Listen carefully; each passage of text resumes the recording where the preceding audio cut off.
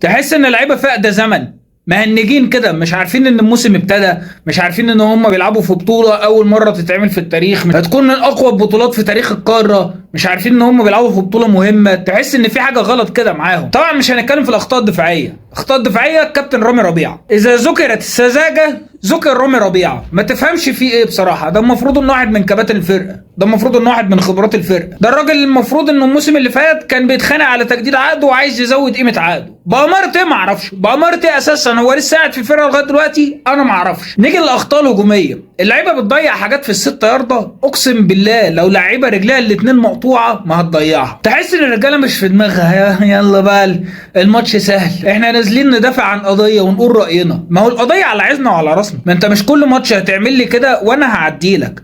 في دلع زياده عن اللزوم.